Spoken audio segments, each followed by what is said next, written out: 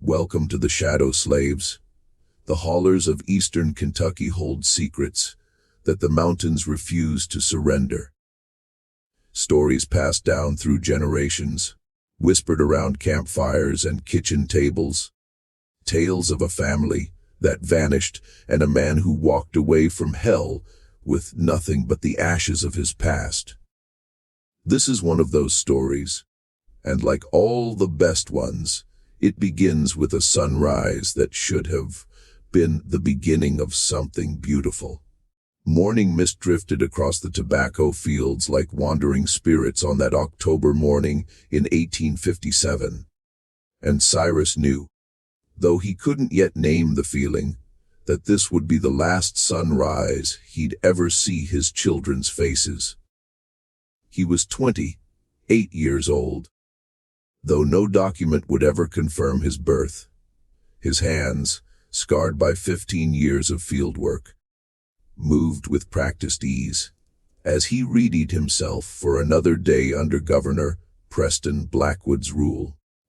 The estate stretched across 3,000 acres of Kentucky soil, a monument to wealth built on the backs of 200 enslaved people.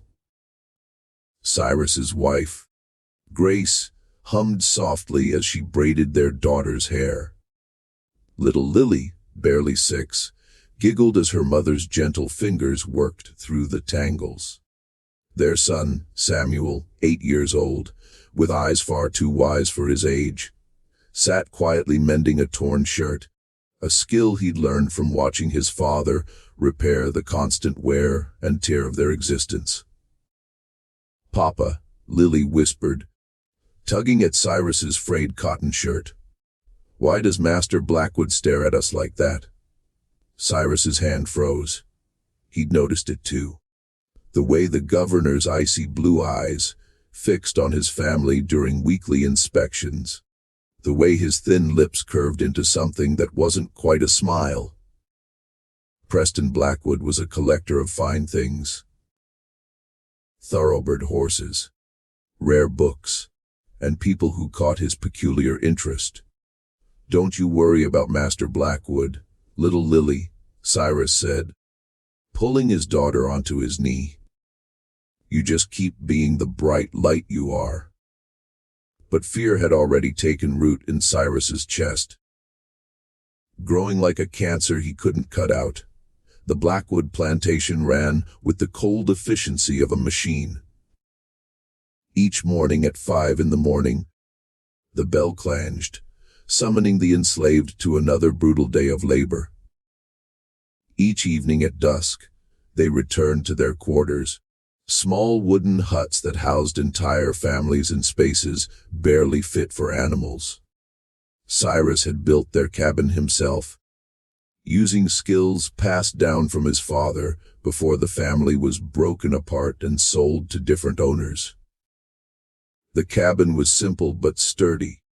Rough, hewn logs sealed with mud and moss, a stone fireplace that kept out Kentucky's harsh winters, and a small loft where the children slept on straw mattresses Grace had stitched from burlap scraps.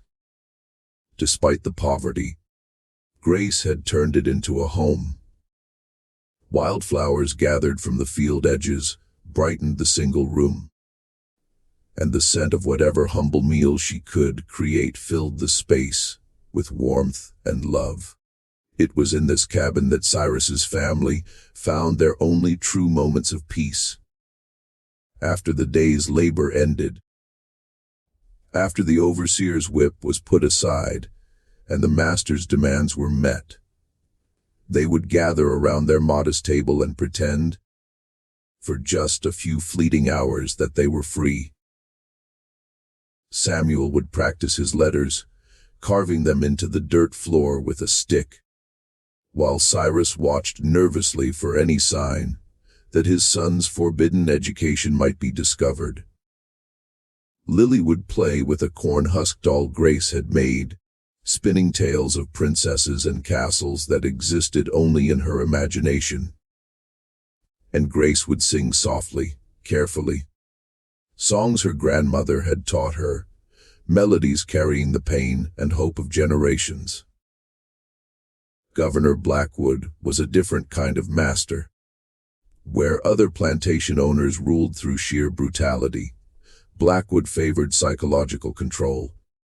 He was polished, articulate, and had a lawyer's understanding of exactly how far he could push without breaking the laws that supposedly offered some protection to his human property.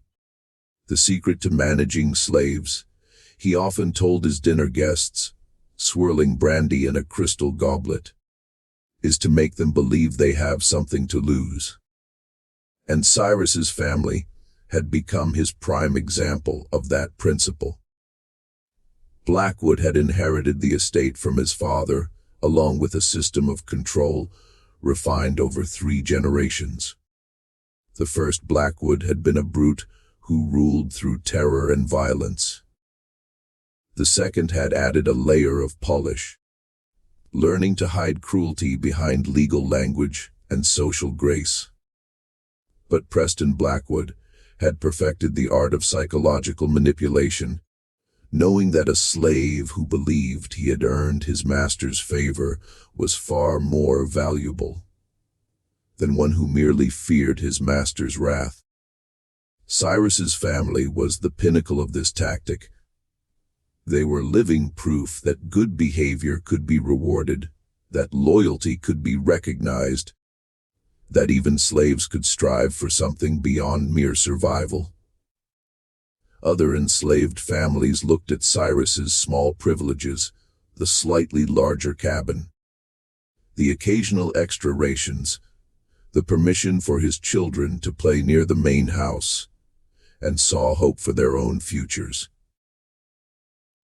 What they didn't see was the trap those privileges represented, the invisible chains that bound Cyrus's family tighter than any iron shackles ever could. It started with small favors: better meals for the children, a slightly larger cabin, permission for Grace to tend the governor's garden instead of working in the fields. Each kindness came with a price that wasn't immediately obvious, a debt that would eventually be called in. "Cyrus," Grace whispered one night, as they lay on their thin mattress listening to their children's steady breathing. "I don't like the way he watches Lily." Cyrus's jaw clenched.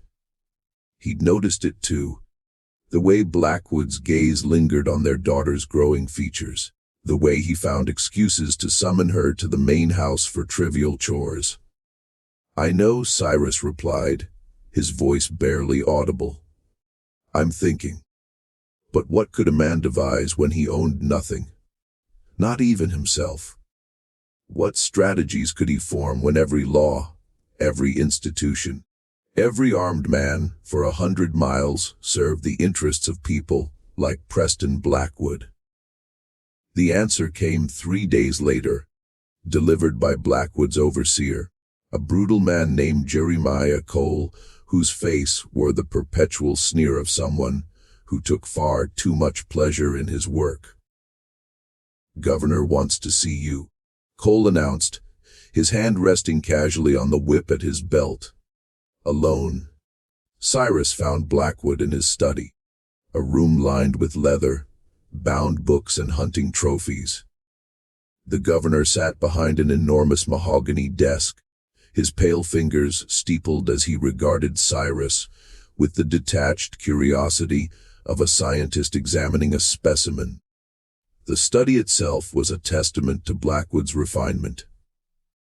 First editions of Shakespeare and Milton sat alongside treatises on farming and law. A globe of the world occupied one corner, its brass fixtures gleaming in the lamplight, while maps of Kentucky and neighboring states covered one wall. The room smelled of tobacco, leather, and the particular mustiness that came from old money and older secrets. "Cyrus," Blackwood began, his voice carrying the refined accent of Kentucky's elite, "you've been with us for 15 years. Loyal service, dependable work. I value that." Cyrus stayed silent, knowing that any reply could be twisted into defiance. "Your family," Blackwood continued, "they're quite impressive. Your wife has such gentle hands with the flowers. Your son shows real intelligence, perhaps too much for his own good. And your daughter." He paused, letting the implication hang in the air like smoke. "She's growing quite lovely." The words struck Cyrus like physical blows. But he kept his expression impassive. Survival had taught him to hide his emotions behind a mask of compliance. "I've been thinking," Blackwood said, rising from his chair and moving to the window that overlooked the slave quarters. "About the future. About inheritance. About arrangements that might serve us both." Cyrus's hands balled into fists behind his back, but his voice remained level. "What arrangements, Master Blackwood? Your daughter will come of age soon. Old enough to serve in the main house. Old enough to learn new skills." Blackwood's reflection in the window showed a grin that made Cyrus's stomach turn. "I'm willing to extend your family certain protections in return for her cooperation." The room fell silent, except for the ticking of an ornate clock on the mantelpiece. Cyrus understood perfectly what was being suggested, and he understood equally well that refusal wasn't truly an option. Men like Blackwood didn't make requests. They made propositions crafted to resemble choices, while being anything but. "I need time to talk this over with my wife," Cyrus said cautiously. Blackwood turned from the window, his pale eyes gleaming with amusement. "Of course, take all the time you need. But remember, Cyrus, I'm giving you a choice here. Not everyone gets choices." That night, Cyrus told Grace everything.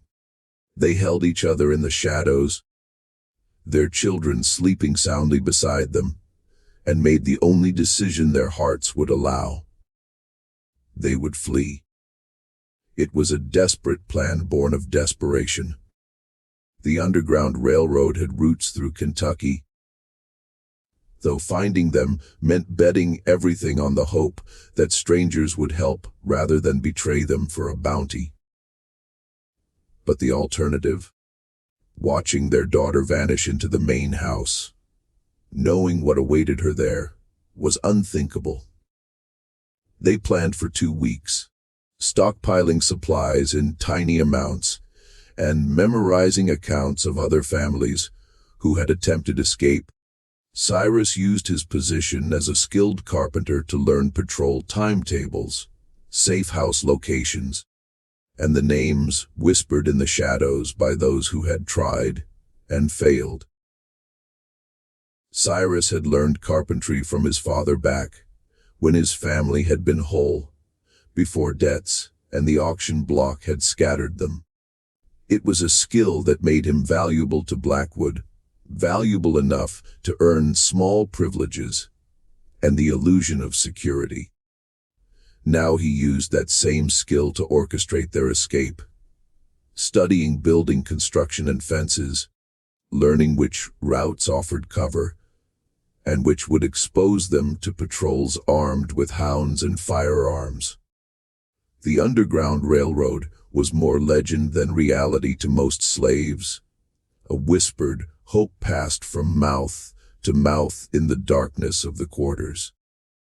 But Cyrus had heard enough stories, collected enough fragments of information, to believe it existed. There were Quakers in the northern counties who opposed slavery on religious grounds. There were free blacks who risked their freedom to help others find liberty. There were even some whites who, for reasons of conscience or politics, were willing to aid escaping slaves. The challenge was making contact with these networks without exposing themselves to the far more numerous slave catchers, bounty hunters, and informants who made their living from human misery. On a moonless night in October, they made their move. They nearly succeeded. The hounds found them 18 miles from the plantation, huddled in an abandoned tobacco barn, with their children pressed against their chests. Cyrus heard the baying first, a sound that turned his blood to ice, and he knew their brief taste of freedom was over. They had traveled farther than Cyrus had dared to hope. For 3 days they had moved through the Kentucky countryside like ghosts, traveling by night and hiding by day. They had followed creek beds to mask their scent, avoided roads where patrols might spot them, and survived on the meager supplies they had gathered without raising suspicion. Lily had been brave beyond her years, never complaining about the cold or hunger or fear that radiated from her parents like heat from a fire. Samuel had helped carry their few possessions, his young face set with a resolve that broke Cyrus's heart. And Grace had been their anchor, whispering encouragement when despair threatened to overwhelm them, singing softly to the children when they needed comfort. For 3 precious days they had been free. They had walked under open skies, breathed air that belonged to no master, made decisions based on their own will rather than another man's orders. Cyrus had allowed himself to imagine a future where his children could learn to read without fear, where his wife could tend her own garden, where he could work for wages instead of the lash.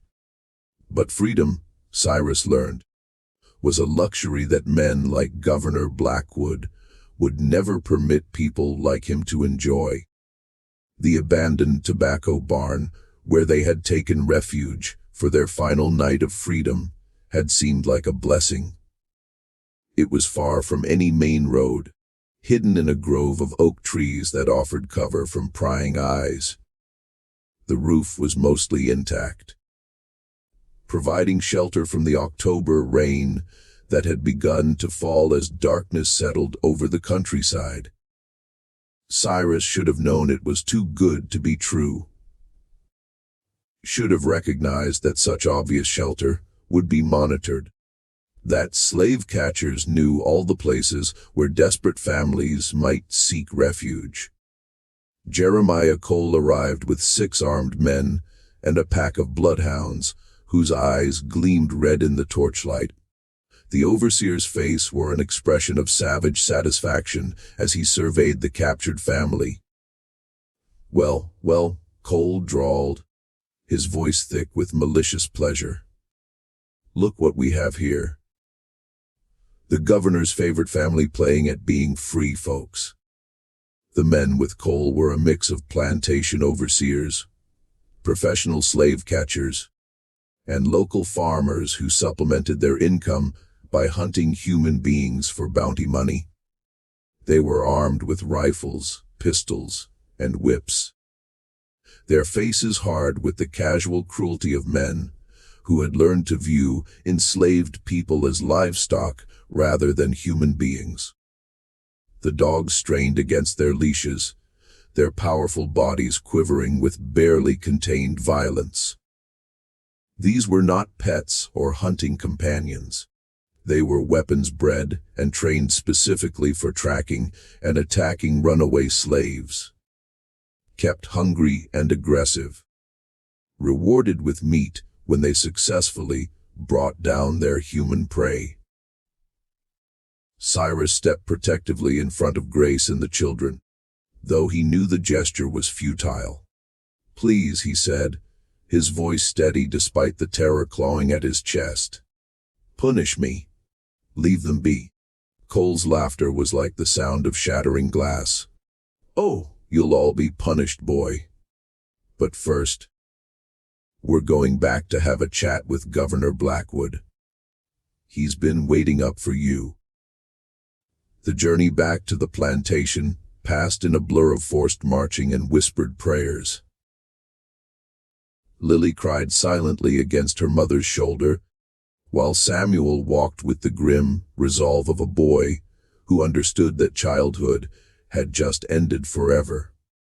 They were bound with ropes that cut into their wrists, connected by a chain that ensured they could not run, even if an opportunity presented itself.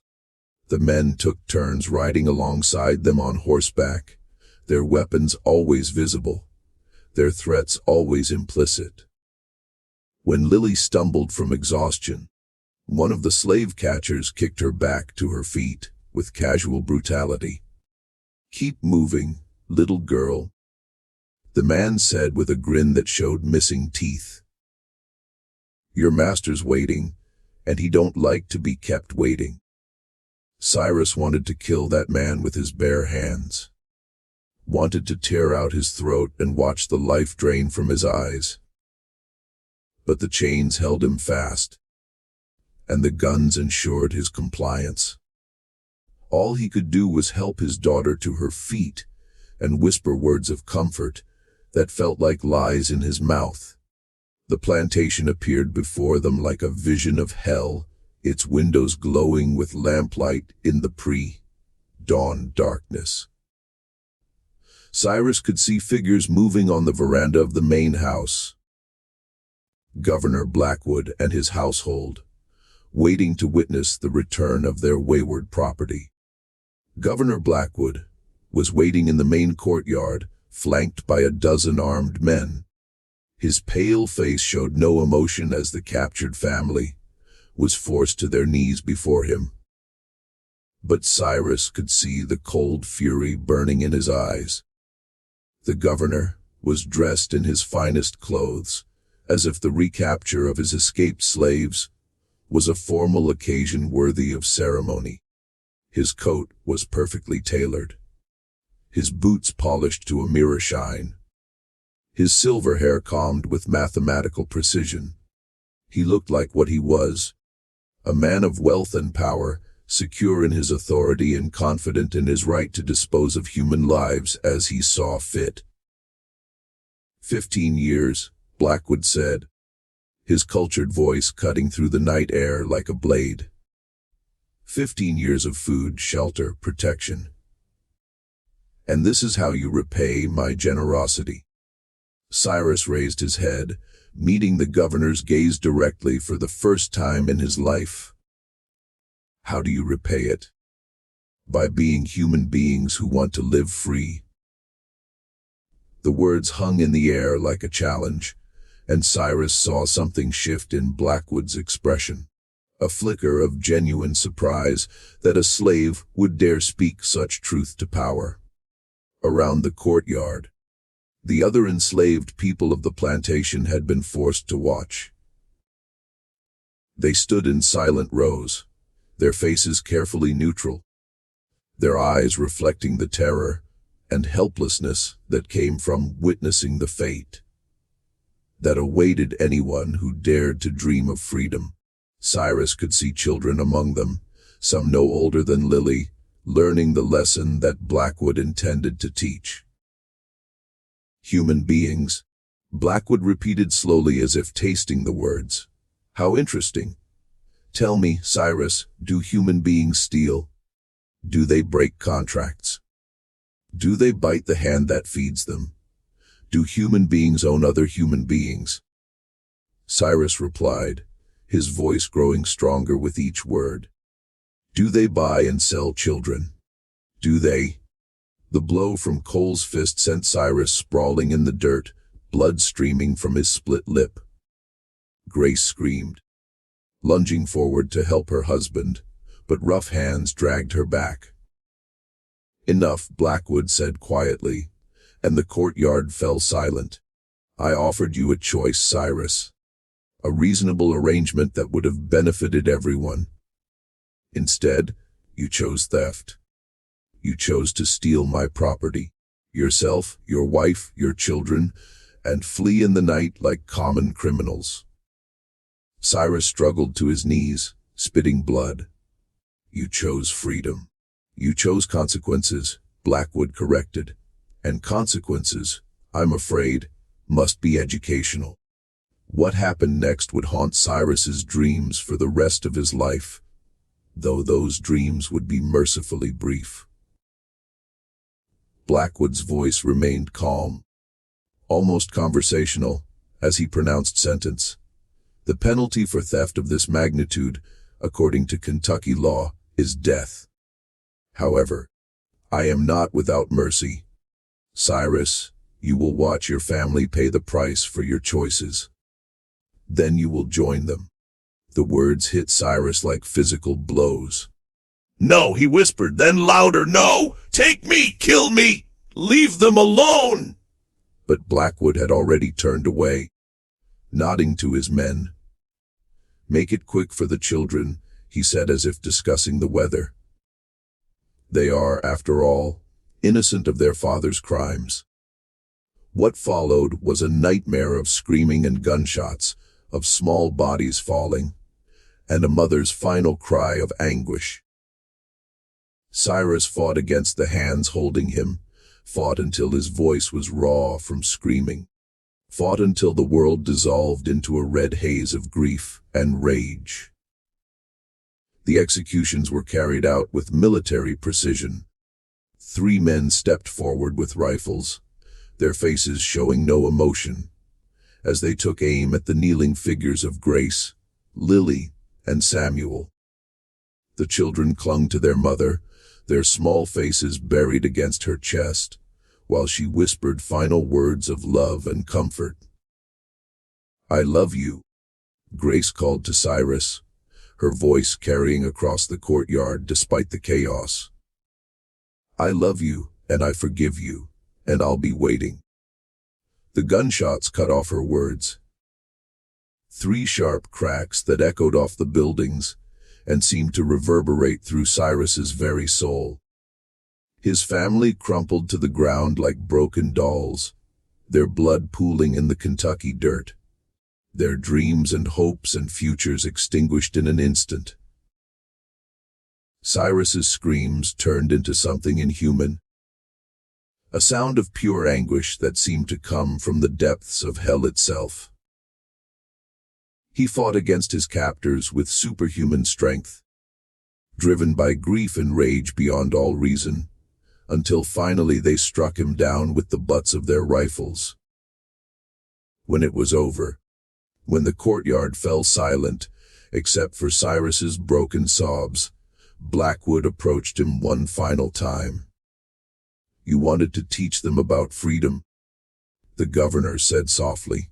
"Instead, you taught them about the price of defying the natural order. I hope the lesson was worth it.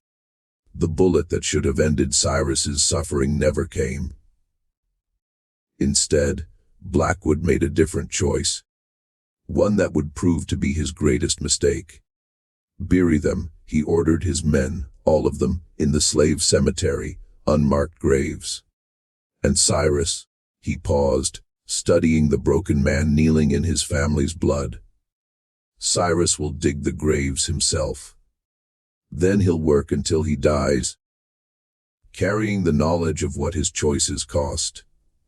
It was meant to be a fate worse than death, a living hell that would serve as an example to every other slave on the plantation."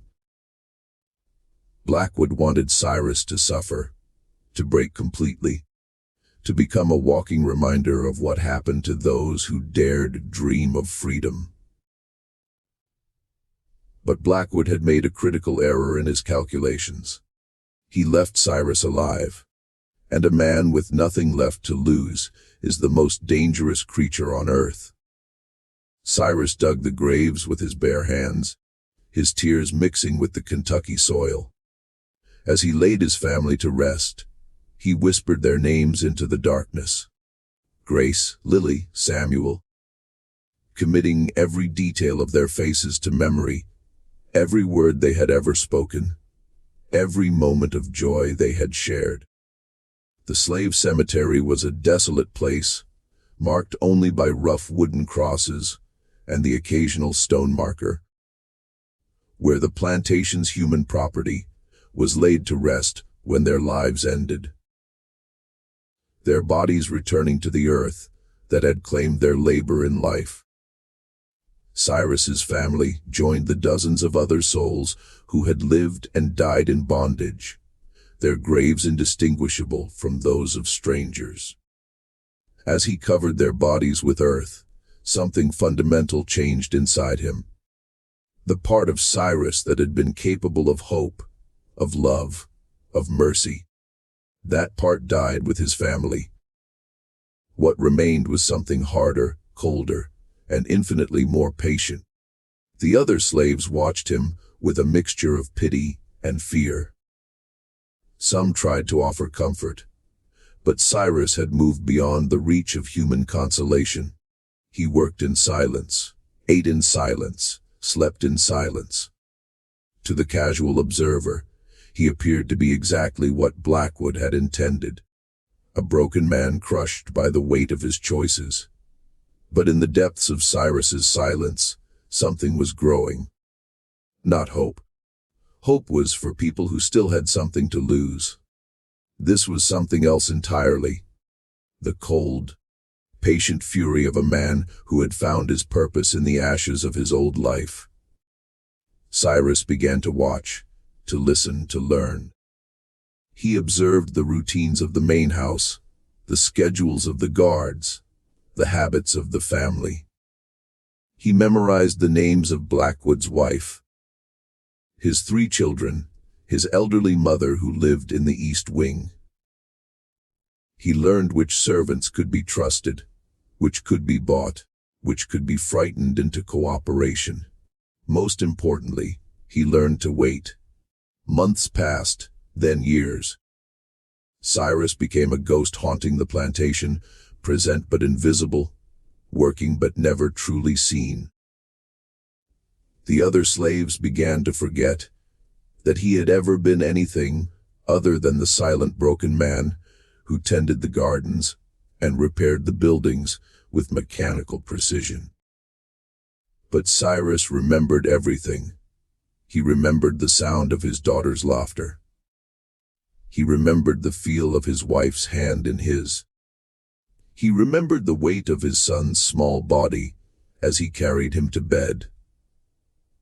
And he remembered the promise he had made over their graves, a promise that Governor Preston Blackwood would learn in time the true meaning of consequences. 5 years had passed since the night Cyrus's world ended. And in that time, he had become something unprecedented on the Blackwood plantation. Invisible. Not invisible in the way that slaves were typically overlooked by their masters, but truly invisible. A man who had learned to move through the world like smoke, present but unnoticed, essential but unremarked upon. Governor Blackwood had long since stopped thinking about Cyrus as anything more than a useful tool. The broken man who tended the gardens, repaired the buildings, and maintained the grounds had become part of the plantation's infrastructure, as unremarkable and reliable as the water pump or the tobacco barns. This was exactly what Cyrus had cultivated, and it had taken him years to perfect. During those 5 years, Cyrus had mapped every inch of the plantation with the precision of a military strategist. He knew which floorboards creaked in the main house, which windows could be opened silently, which servants' schedules could be predicted to the minute. He had learned the sleeping patterns of every member of the Blackwood family, their fears, their weaknesses, their secrets. The transformation had been gradual but deliberate. In the months following his family's murder, Cyrus had allowed his grief to show just enough to satisfy Blackwood's expectations. He had appeared broken, defeated, a man whose spirit had been crushed beyond repair. The other slaves watched him with pity. The overseers dismissed him as harmless. The Blackwood family forgot he existed. But beneath the surface, Cyrus had been studying, learning, planning. He had taught himself to read by stealing discarded newspapers and studying the letters carved into tombstones in the family cemetery. He had learned about poisons by observing the plantation's herb garden and questioning the elderly slaves who remembered folk remedies from their African ancestors. He had studied human nature by watching the interactions between masters and servants, learning to recognize the tells that revealed fear, guilt, and weakness. Most importantly, he had learned patience. The governor's household consisted of his wife, Margaret, a frail woman who suffered from chronic headaches and relied heavily on laudanum for relief. Their eldest son, Preston Jr., 20 years old and already showing signs of his father's casual cruelty. Their daughter, Eleanor, 19, engaged to the son of a neighboring plantation owner. And their youngest, William, barely 16, but already being groomed to inherit his father's empire of human misery. Cyrus knew them all intimately, though none of them could have picked him out of a crowd of field hands. Margaret Blackwood was a woman trapped by her own privilege, raised to be ornamental rather than useful, educated just enough to manage a household, but not enough to question the system that sustained her comfort. She spent her days in a haze of laudanum and melancholy, reading romantic novels and writing letters to distant relatives who rarely replied. Her headaches were real enough. The stress of maintaining her position in society while ignoring the suffering that surrounded her had taken its toll. But the medicine she used had become an addiction that ruled her life. Cyrus had observed her routines for years, noting how she increased her dosage when the screams from the slave quarters grew too loud, how she retreated to her room when visitors asked uncomfortable questions about the plantation's operations. She was not evil in the way her husband was evil. She was simply weak, complicit through inaction rather than malice. Preston Jr. was a different creature entirely. Where his father's cruelty was calculated and controlled, the young man's sadism was impulsive and theatrical. He had inherited his father's sense of entitlement, but none of his intelligence, making him dangerous in the way that stupid, powerful people always are. Cyrus had watched him torture small animals as a child, graduate to tormenting slaves as a teenager, and now as a young man, he was developing appetites that made even his father uncomfortable. The gambling debts were just the latest symptom of Preston Jr.'s fundamental weakness. He had been caught cheating at cards in Louisville, had borrowed money from dangerous men to cover his losses, and was now stealing from the plantation's accounts to service debts that grew larger every month. Cyrus had discovered this by reading correspondence that the young man carelessly left lying around, letters that revealed the full extent of his financial desperation. Eleanor Blackwood was perhaps the most tragic figure in the household. Unlike her mother's willful blindness or her brother's active cruelty, Eleanor seemed genuinely troubled by the suffering she witnessed. Cyrus had seen her slip food to hungry slave children, watched her flinch when the whip cracked in the fields, observed her tears when families were separated at auction. But her compassion was constrained by her circumstances. A woman in a world that gave women no power. A moral person trapped in an immoral system. Someone who could see the evil around her, but lacked the courage or ability to oppose it. Her nightmares were the price she paid for her conscience, and her midnight walks were attempts to escape the guilt that haunted her waking hours. Young William was the most innocent of the family, though Cyrus knew that innocence would not last. The boy had been sheltered from the worst aspects of plantation life, educated by private tutors who taught him to see slavery as a natural and necessary institution. His weak heart was both a blessing and a curse. It kept him from the physical activities that might have hardened him like his older brother, but it also made him dependent on medication that could be easily manipulated. Cyrus knew all of this because he had made it his business to know. For 5 years he had been the perfect slave, obedient, reliable, invisible, and in return, the Blackwood family had given him access to their lives, their routines, their vulnerabilities. The plantation itself had become Cyrus's laboratory. He knew every building, every path, every hiding place. He had identified the locations where accidents might plausibly occur, where evidence could be disposed of, where alibis could be established. He had cultivated relationships with key servants, learning their loyalties and their prices, understanding which ones could be trusted and which ones posed threats. Martha, the elderly cook, had become his most valuable ally, though she didn't yet know it. She had worked in the main house for 30 years, seen 3 generations of Blackwoods come and go, and developed the kind of institutional knowledge that made her indispensable.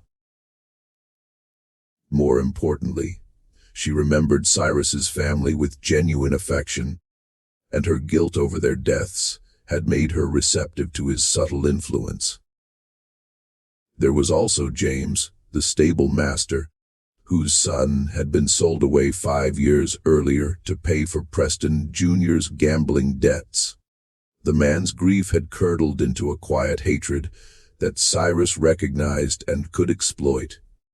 And Sarah, the housemaid, whose sister had died from an infected whipping, and who now moved through the main house like a ghost, seeing everything and saying nothing. These were Cyrus's tools, though they didn't know it yet.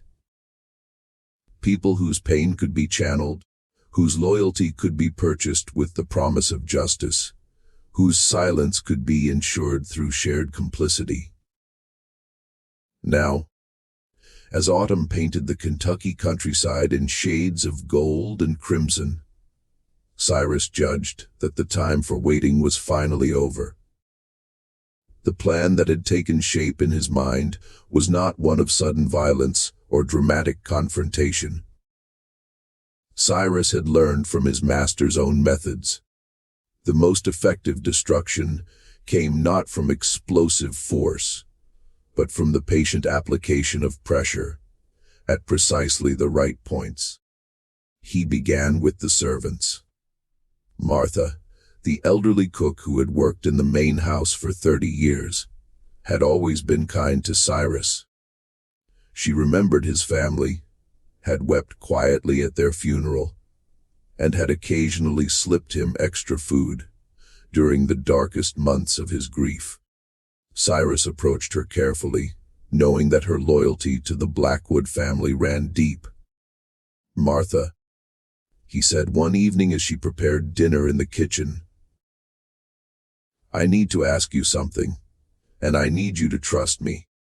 The old woman looked up from her preparations, her weathered face creasing with concern. "Cyrus, child, what's troubling you?" The kitchen was Martha's domain, a place where she had reigned supreme for 3 decades. The massive fireplace dominated one wall, its iron pots and kettles hanging like instruments of some ancient ritual. Shelves lined the other walls, filled with jars of preserves, sacks of flour and sugar, and the countless implements needed to feed a household of 20 people. The air was thick with the smell of bread baking and soup simmering, the comfortable aromas of a place where food was transformed into sustenance. But tonight the kitchen felt different. Tonight it felt like a place where conspiracies were born. "Do you remember my Lily?" Cyrus asked quietly. Martha's hand stilled on the vegetables she was chopping. "Of course I remember her. Sweet little thing. Broke my heart when she trailed off." Unable to finish the sentence. "She would have been 11 now," Cyrus continued, his voice steady, but his eyes burning with controlled intensity. "Old enough to help in the kitchen. Old enough to learn to read. Maybe if she'd been born free." "Cyrus, you can't be thinking like this. It'll drive you mad." "I'm not mad, Martha. I'm clear. Clearer than I've ever been." Cyrus moved closer, his voice dropping to barely above a whisper. "I'm going to ask you to do something for me. Something that might seem wrong. But I need you to trust that it's justice." Martha set down her knife, her hands trembling slightly. "What are you asking me to do?" Cyrus reached into his pocket and withdrew a small vial of clear liquid.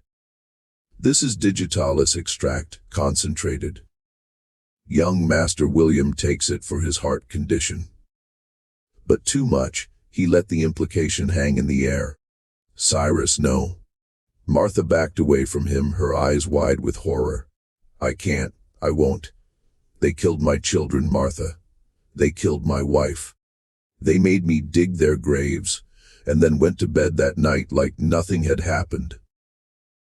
Cyrus's voice remained calm, but Martha could see the abyss of pain behind his eyes. "I'm not asking you to murder anyone. I'm asking you to help me serve justice. This isn't justice, child.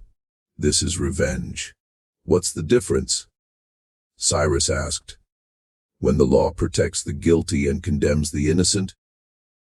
When the courts serve only those who can afford them? When justice is bought and sold like tobacco? What's the difference between revenge and justice?" Martha stared at him for a long moment, seeing not the broken slave she had pitied for 5 years, but something else entirely. Something that frightened and awed her in equal measure. "If I do this," she whispered, "if I help you, what happens to the rest of us? What happens when they find out?" "They won't find out," Cyrus said with quiet certainty, "because it won't look like murder. It will look like tragedy, a series of unfortunate accidents, a family cursed by fate." Over the next hour, Cyrus laid out his plan in careful detail. It was elegant in its simplicity, terrifying in its thoroughness. Each death would appear natural, accidental, or at worst, the result of random violence from unknown assailants. There would be no evidence pointing back to the plantation slaves. No reason for suspicion to fall on the very people who had the most cause to hate the Blackwood family. The plan relied on intimate knowledge of each family member's routines, weaknesses, and fears. William's heart condition made him vulnerable to what would appear to be a natural death. Preston Jr.'s gambling debts and reckless behavior created opportunities for staged accidents or attacks by creditors. Eleanor's midnight walks exposed her to dangers that could be manipulated. Margaret's laudanum addiction provided a perfect cover for an overdose. And Governor Blackwood himself, Governor Blackwood, would be saved for last, when he was alone and defenseless, when he could be made to understand exactly why his family was dying.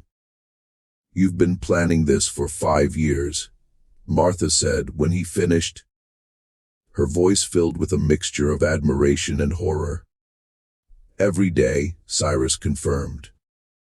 "Every moment since I covered my daughter's face with dirt." Martha was quiet for a long time, staring at the vial in Cyrus's hand. Finally, she spoke. That little girl, Lily? She used to help me in the kitchen sometimes. Always wanted to learn to make biscuits like her mama. She paused. I remember. She deserved better than what this world gave her.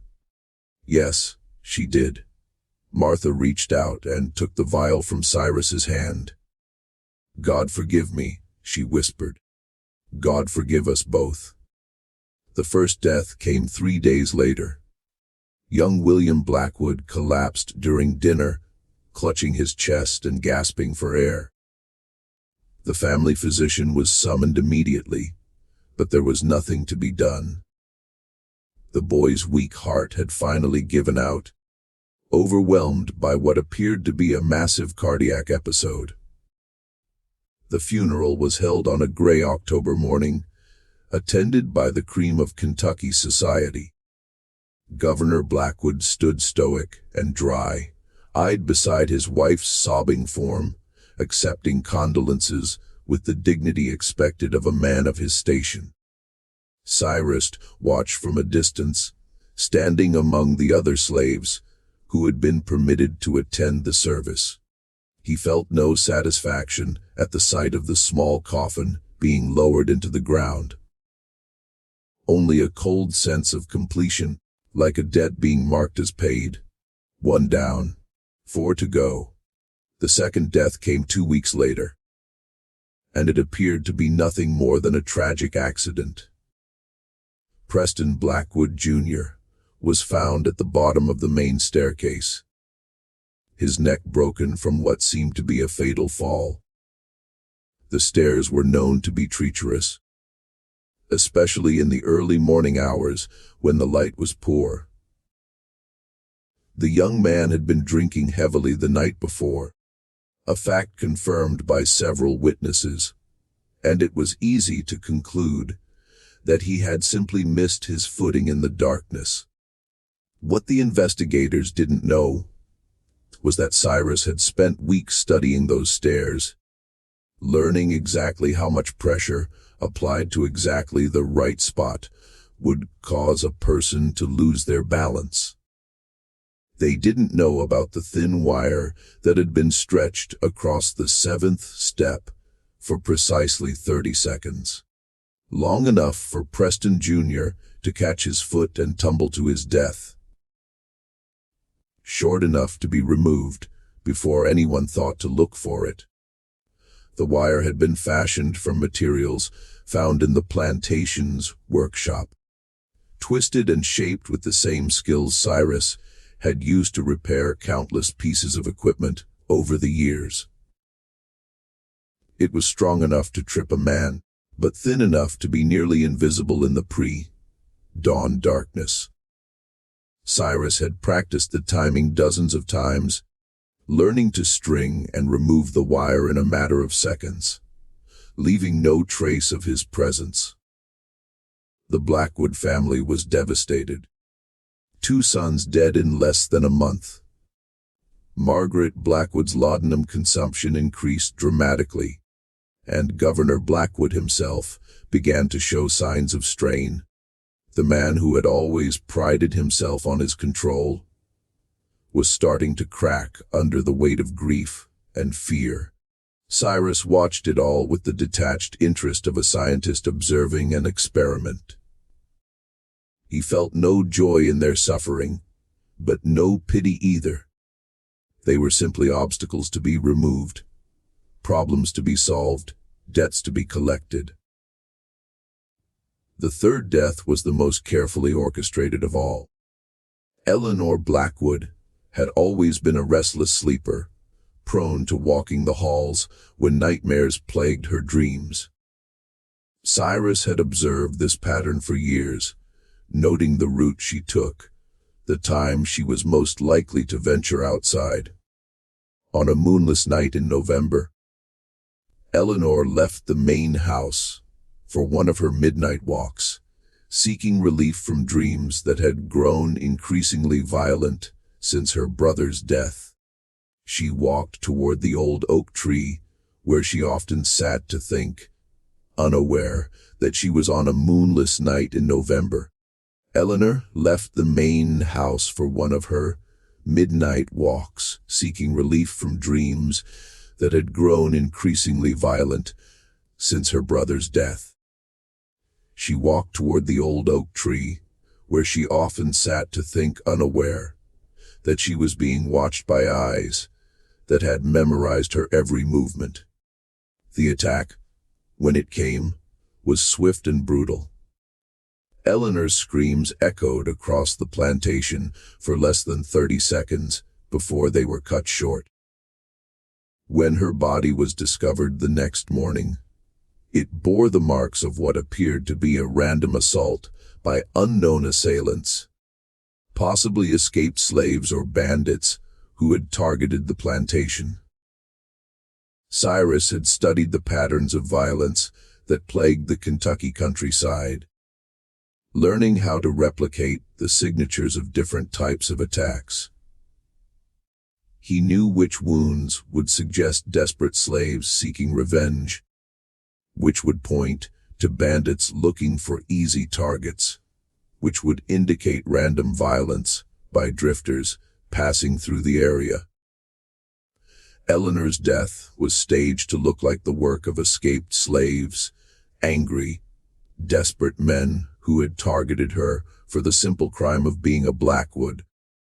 The evidence was carefully planted. Footprints that suggested multiple attackers. Signs of a struggle that indicated she had tried to run. Wounds that spoke of rage rather than calculation. Governor Blackwood's response was immediate and vicious. He ordered brutal interrogations of every slave on the plantation, convinced that the attack had been carried out by his own property. Cyrus submitted to the questioning with the same stoic silence he had maintained for 5 years, showing no emotion as Jeremiah Cole's whip opened fresh wounds on his back. But the investigation yielded nothing. No evidence. No confessions. No leads. Eleanor Blackwood had simply been in the wrong place at the wrong time, a victim of the random violence that plagued the Kentucky countryside. Cyrus knew better, of course.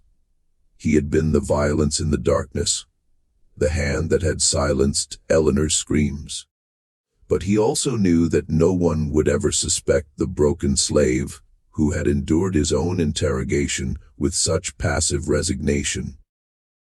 3 down. 2 to go. As winter settled over the plantation, Cyrus began to prepare for the final phase of his plan.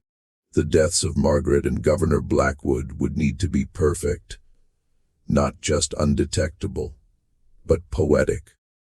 They would need to understand in their final moments exactly why they were dying and who was responsible. Cyrus had waited 5 years for this moment. He could wait a little longer to make sure it was done right. After all, some debts were worth taking the time to collect properly. Winter had transformed the Blackwood plantation into a landscape of death and silence. The once proud estate now felt like a mausoleum, its halls echoing with the ghosts of 3 dead children and the whispered fears of those who remained. Governor Preston Blackwood had aged a decade in the span of 3 months. His silver hair had turned white. Deep lines had carved themselves around his pale blue eyes, and his hands shook with a tremor that no amount of brandy could still. The man who had once ruled his domain with absolute authority now jumped at shadows and saw threats in every corner. The transformation was remarkable to witness. Blackwood had always prided himself on his composure, his ability to maintain control even in the most challenging circumstances. He was a man who had built his fortune on the calculated exploitation of human misery, who had learned to sleep soundly despite the screams that echoed from the slave quarters. But the deaths of his children had shattered something fundamental in his psyche. revealing the frightened, paranoid creature that lurked beneath his aristocratic facade. Cyrus observed these changes with the clinical detachment of a physician monitoring a patient's decline. Every tremor in Blackwood's hands, every sleepless night, every moment of terror was a small payment on the debt that was finally coming due. Margaret Blackwood had retreated almost entirely into her laudanum-induced haze, spending her days in a darkened bedroom, speaking to children who were no longer there. The servants whispered that she was losing her mind, but Cyrus knew better. She wasn't losing her mind. She was drowning in guilt, suffocating under the weight of sins that had finally come home to roost. The woman who had once presided over elegant dinner parties and charity functions now rarely left her room. When she did venture out, it was with the uncertain gait of someone who was no longer sure what was real and what was hallucination. She would call out to William in the garden, forgetting that he was dead. She would set places at the dinner table for Preston Jr. and Eleanor, then weep when they failed to appear. The laudanum that had once been her escape from the harsh realities of plantation life had become her prison. Cyrus had been gradually increasing the concentration of her doses for months, working with Martha to ensure that each administration was slightly stronger than the last. Margaret's tolerance had grown accordingly, but her body was reaching its limits. Soon, very soon, she would take that final step into the darkness from which there was no return. The plantation itself had begun to decay. With the governor distracted by grief and paranoia, the day-to-day operations had fallen into disarray. Crops rotted in the fields, buildings went unrepaired, and the careful order that had once defined the Blackwood estate crumbled like a house built on sand. The slave quarters, once maintained with the same attention to detail as the main house, now showed signs of neglect. Roofs leaked, walls sagged, and the small gardens that had provided supplemental food for the enslaved families grew wild with weeds. The overseers, sensing their master's weakness, had become either more brutal in their attempts to maintain control or more lax in their duties, depending on their individual natures. Cyrus moved through this chaos like a ghost, still invisible, still patient, but now preparing for the final act of his 5-year symphony of vengeance. He had chosen Christmas Eve for the conclusion, finding a bitter poetry in the timing. It was, after all, a night traditionally associated with miracles and redemption. Though the miracles Cyrus had in mind were of a different sort entirely. The irony was not lost on him.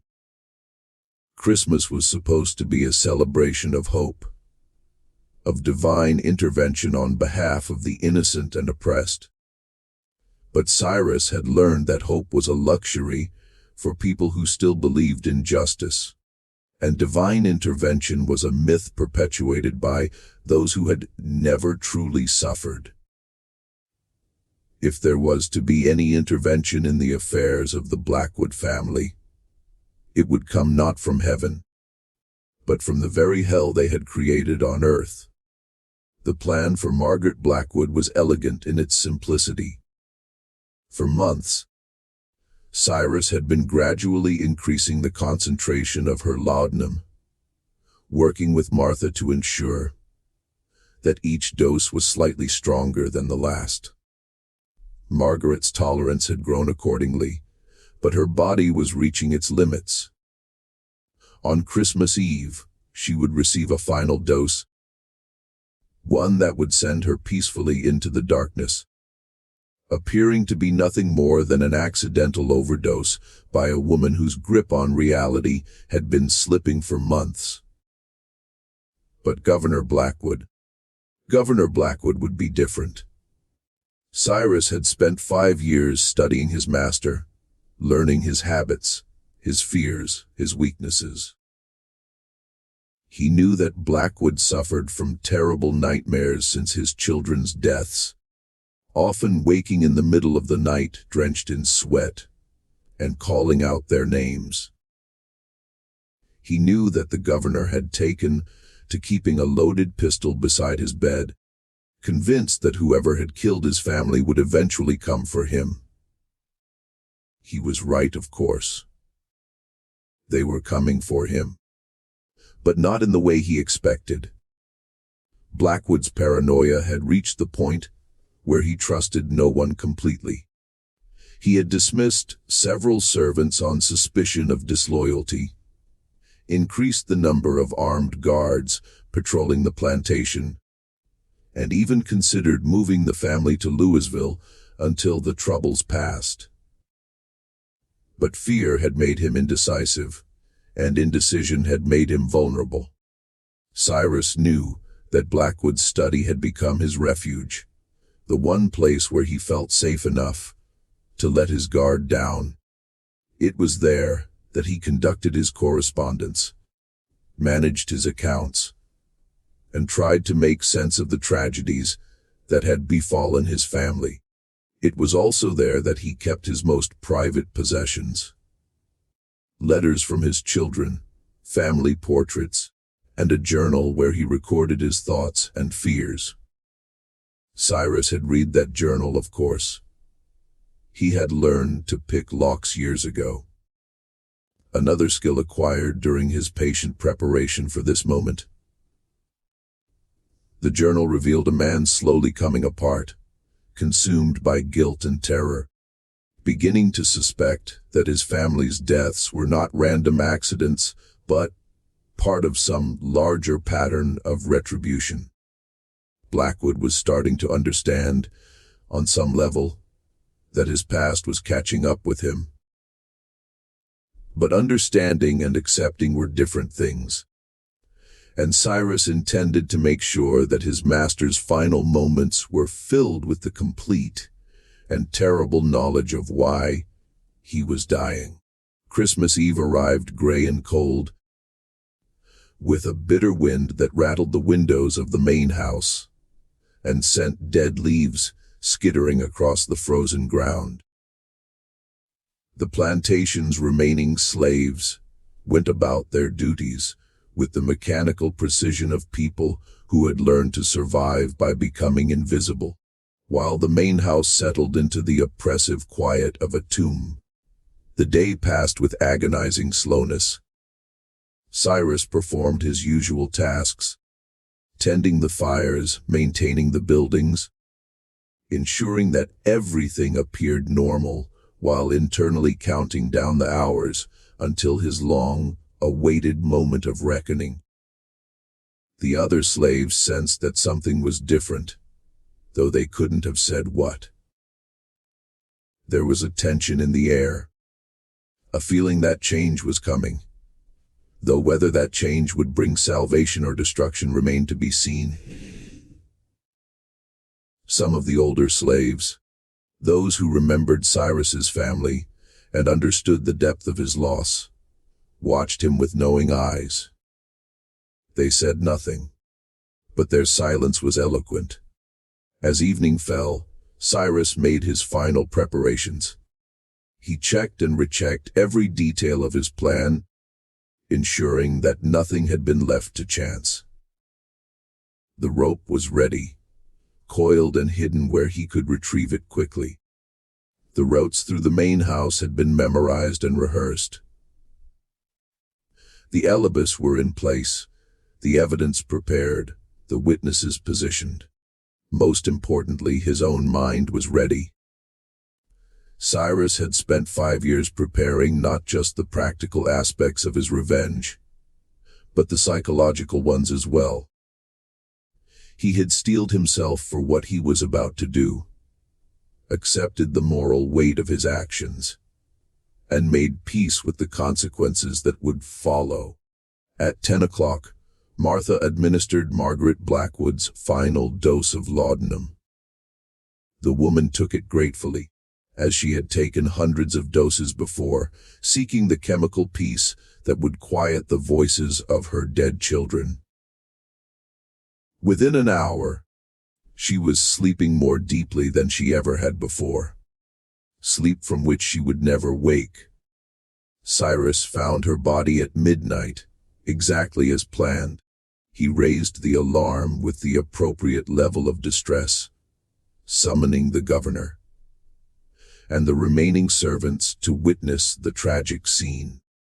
Margaret Blackwood had simply slipped away in her sleep, another victim of the grief that had consumed the family since their children's deaths. The scene in Margaret's bedroom was one of profound sadness. She lay peacefully in her bed, her face finally free of the pain and confusion that had marked her final months. Empty laudanum bottles sat on her bedside table, testament to her long struggle with addiction and despair. A half-finished letter to her sister lay on her writing desk, its words trailing off mid-sentence, as if she had simply lost the energy to continue. Governor Blackwood stood over his wife's body with dry eyes, his face a mask of stone. But Cyrus could see the cracks in that mask, the fault lines of a man who was finally beginning to understand that he was alone in a world that had turned against him. "Sarah," Cyrus said quietly, his voice carrying the perfect tone of a faithful servant, offering comfort to his master. "Perhaps you should rest. It's been a terrible day." Blackwood turned to look at him, and for a moment Cyrus thought he saw a flicker of recognition in those pale blue eyes. Not recognition of Cyrus's face, but recognition of something deeper, some fundamental truth that had been lurking just beneath the surface of consciousness. "Yes," Blackwood said slowly. "Yes, I think I will retire." Cyrus waited 2 hours before making his move. The main house was silent except for the ticking of clocks and the whisper of wind through the eaves. Cyrus moved through the familiar halls like a shadow, his bare feet making no sound on the polished floors. He had walked these corridors thousands of times over the past 5 years, but tonight felt different. Tonight, he was no longer a slave moving through his master's house. Tonight, he was justice walking through the halls of the damned.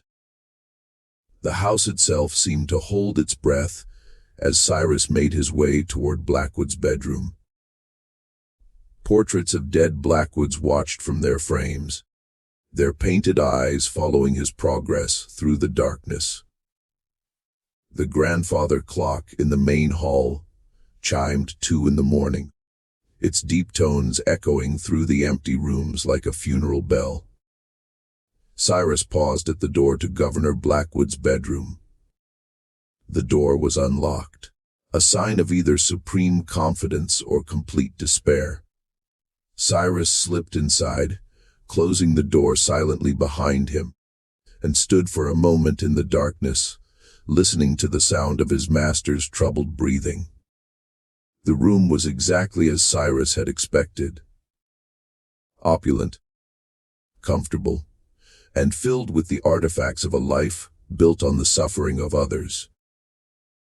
Portraits of Blackwood ancestors lined the walls, their painted eyes seeming to watch Cyrus as he moved toward the bed.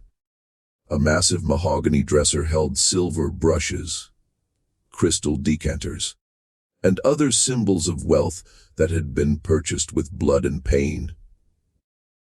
The room told the story of 3 generations of Blackwood prosperity.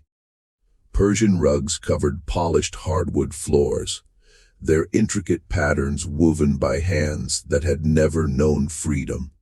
Silk curtains hung from windows that looked out over fields worked by enslaved labor. Even the bed itself, with its carved posts and fine linens, represented the accumulated wealth of a family that had built their fortune on human misery. Governor Blackwood lay on his back, his white hair spread across silk pillows, his face twisted with the expressions of whatever nightmares plagued his sleep.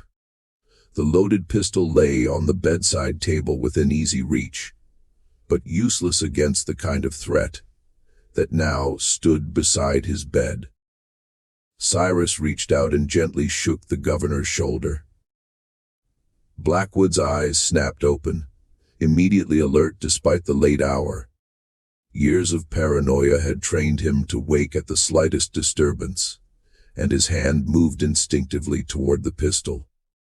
"Don't," Cyrus said quietly, his voice carrying an authority that froze Blackwood's hand in mid-reach.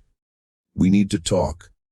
For a long moment, the two men stared at each other in the darkness. Governor Blackwood's pale eyes were wide, with a mixture of fear and confusion, while Cyrus's face remained calm, almost serene. "I know you," Blackwood whispered, his voice thick with sleep and terror. You're the one whose family." "Yes," Cyrus said simply. "I'm the one whose family you murdered." The word hung in the air between them like a blade. Blackwood's breathing became rapid and shallow, and Cyrus could smell the fear, sweat beginning to bead on his master's skin. "It wasn't murder," Blackwood said, his voice gaining strength as he fell back on the justifications that had allowed him to sleep at night for 5 years. "It was justice. You stole my property. You broke the law. I was within my rights." "Your rights," Cyrus interrupted, his voice still calm but carrying an undertone of something that made Blackwood's blood run cold. "Tell me about your rights, Governor. Tell me about the right to own human beings. Tell me about the right to rape children. Tell me about the right to murder families." "You don't understand," Blackwood said, struggling to sit up in bed. "There's an order to things, a natural hierarchy. Without it, there would be chaos. Chaos." Cyrus repeated thoughtfully, "Like what's been happening to your family these past few months." The words hit Blackwood like a physical blow. His eyes widened as understanding began to dawn, and Cyrus saw the exact moment when his master realized the truth. "You," Blackwood breathed. "It was you. William, Preston, Eleanor. You killed them all." "I collect the debts," Cyrus corrected. 3 children for 3 children. A wife for a wife. And now, he reached into his pocket and withdrew a length of rope. A life for a life. The rope was hemp, rough and strong, the same type used to bind runaway slaves. Cyrus had chosen it deliberately, finding a grim poetry in the symbolism. It was justice served with the very tools of oppression, retribution delivered through the instruments of bondage. Blackwood lunged for the pistol, but Cyrus was faster. 5 years of patient planning had prepared him for this moment, and his hand closed around the weapon before Blackwood could reach it. "Please," Blackwood gasped, his aristocratic composure finally cracking completely. "Please, I'll give you anything. Money, freedom, land. Anything you want." Cyrus studied the pistol in his hand, feeling its weight, its potential. Then he set it carefully on the dresser, well out of Blackwood's reach. "You can't give me what I want," Cyrus said quietly. "You can't give me back my daughter's laughter. You can't give me back my son's questions. You can't give me back my wife's touch." He moved closer to the bed, the rope still in his hands. "But you can give me justice." "This isn't justice," Blackwood screamed, his voice breaking with terror. "This is murder." This is what you taught me," Cyrus said, his voice cutting through Blackwood's protests like a knife through silk. "You taught me that power makes right. You taught me that the strong can do whatever they want to the weak. You taught me that some lives matter more than others." He smiled, and it was the most terrifying expression Blackwood had ever seen. "I learned your lessons well, Governor. I'm just applying them differently than you expected." What followed was not quick, and it was not merciful. Cyrus had spent 5 years thinking about this moment, planning it, refining it. Governor Preston Blackwood would understand in his final minutes exactly what his victims had felt. He would know the helplessness, the terror, the despair of watching death approach while being powerless to stop it. Cyrus forced Blackwood to listen as he recounted every detail of his family's murder. Every moment of suffering they had endured. Every dream that had died with them in the plantation courtyard. He made his master understand that the deaths of his children had been carefully planned, methodically executed, and perfectly justified by the very logic that Blackwood himself had used to rationalize his crimes. "Your son, William," Cyrus said as he worked, his voice steady and conversational, "died thinking about the pony you promised him for Christmas. Your daughter, Eleanor, spent her last moments wondering why God had abandoned her family. Your son, Preston, called for his mother as he fell down those stairs." Blackwood's struggles grew weaker as Cyrus continued his work, the rope tightening with each revelation, each detail of suffering repaid in kind. "And your wife," Cyrus continued, "she died dreaming of her children, lost in a haze of laudanum and guilt. She knew at the end that this was all her fault, that her silence made her complicit, that her comfort was built on the bones of innocence." The governor's final moments were filled with the complete understanding of his crimes, the recognition that every death in his family had been earned through his own actions. Cyrus made sure that Blackwood understood the symmetry of it all, how each member of his family had died in a manner that reflected the suffering they had caused or allowed. When it was over, Cyrus arranged the scene carefully. The rope went back in his pocket, the pistol was placed in Blackwood's hand, and a chair was positioned beneath a beam that would support a man's weight. To any investigator, it would appear that Governor Blackwood, overwhelmed by grief and guilt over his family's deaths, had taken his own life rather than face a world that had become unbearable. Cyrus even took the time to write a suicide note in Blackwood's hand, copying the governor's distinctive script from the journal he had read so many times. The note spoke of unbearable grief, of guilt over past sins, of a desire to join his family in death. It was a masterpiece of psychological manipulation, designed to close the case before any real investigation could begin. The note read, "I cannot bear the weight of what I have done, what I have allowed. My children are dead because of my sins. My wife lost to grief I caused. The blood on my hands has finally caught up with me. I go now to face whatever judgment awaits, praying that death will bring the peace that life has denied me. May God forgive what I cannot forgive in myself." Cyrus stood in the doorway for a moment, looking back at the room where his master lay dead. He felt no satisfaction, no joy, no sense of triumph. He felt only a profound emptiness, like a man who had spent years climbing a mountain only to discover that there was nothing at the summit but wind and silence. But the debt was paid. The scales were balanced. Justice His justice had been served. Cyrus walked through the main house one final time, past the portraits of dead aristocrats and the symbols of wealth built on suffering. He walked past the room where Margaret Blackwood lay in her final sleep, past the stairs where Preston Jr. had met his end, past the windows that looked out on the grounds where his own family was buried.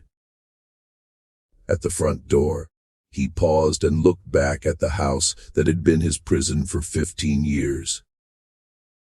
Tomorrow there would be investigations, questions, chaos. The plantation would likely be sold, its slaves scattered to other masters. The Blackwood name would fade into history, remembered only as a footnote in the larger story of a system built on cruelty and maintained by violence.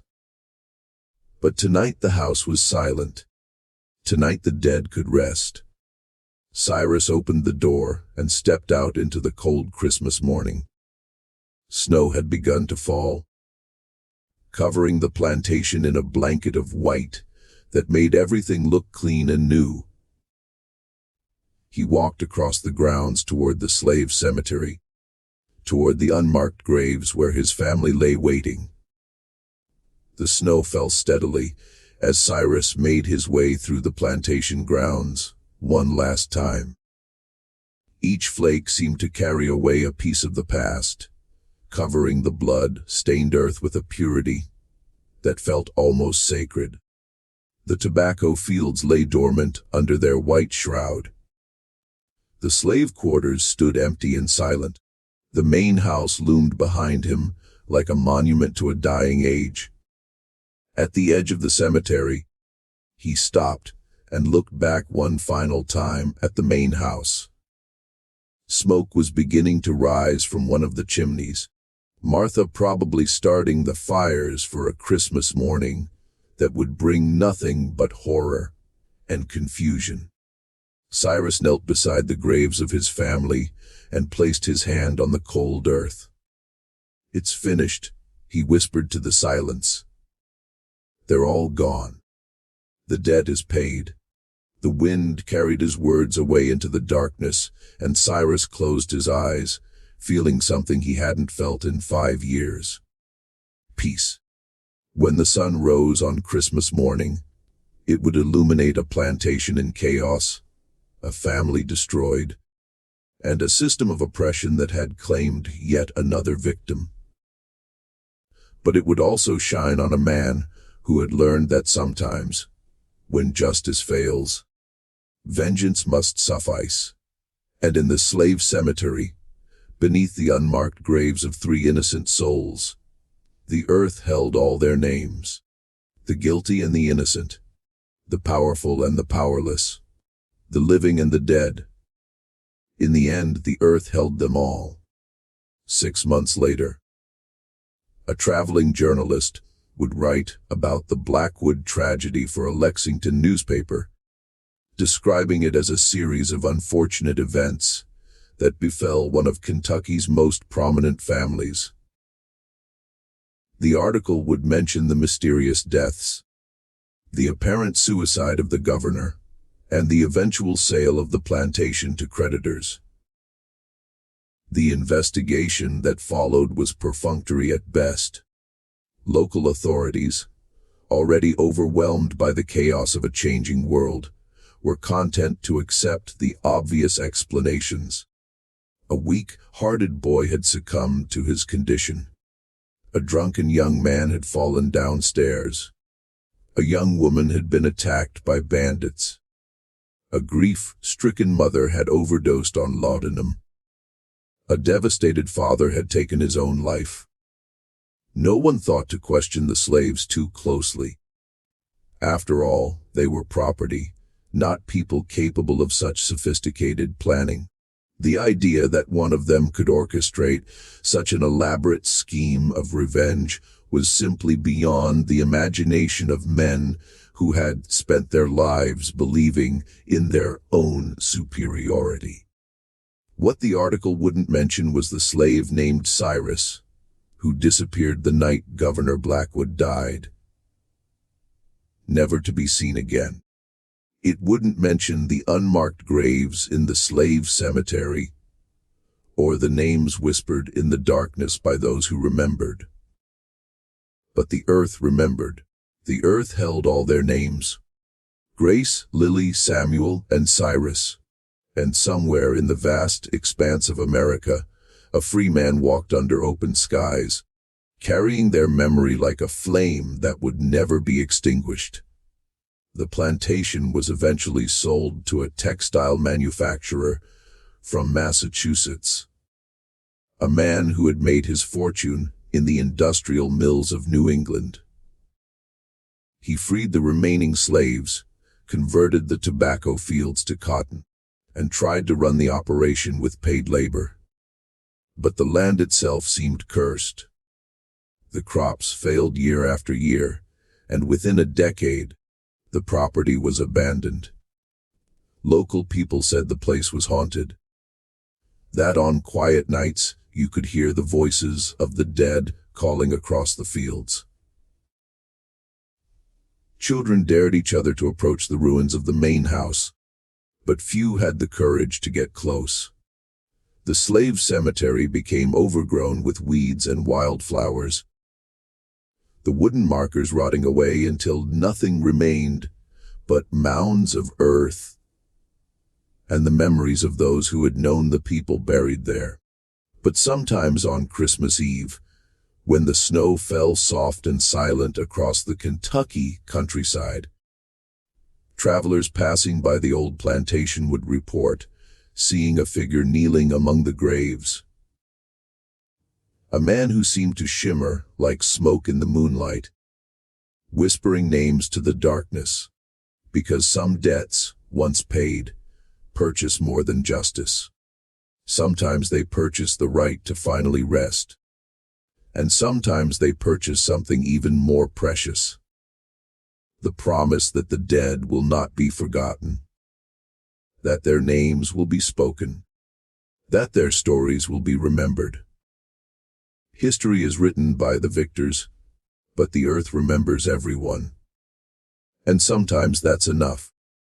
If this story moved you, if it made you think about justice, power, and the price of freedom, please subscribe to our channel and hit that notification bell. Share this story with others who need to hear it, because the voices of the past deserve to be remembered. History is written by the victors, but the earth remembers everyone, and sometimes that's enough. Thank you for listening. Until next time, remember, every action has consequences, and every debt eventually comes due.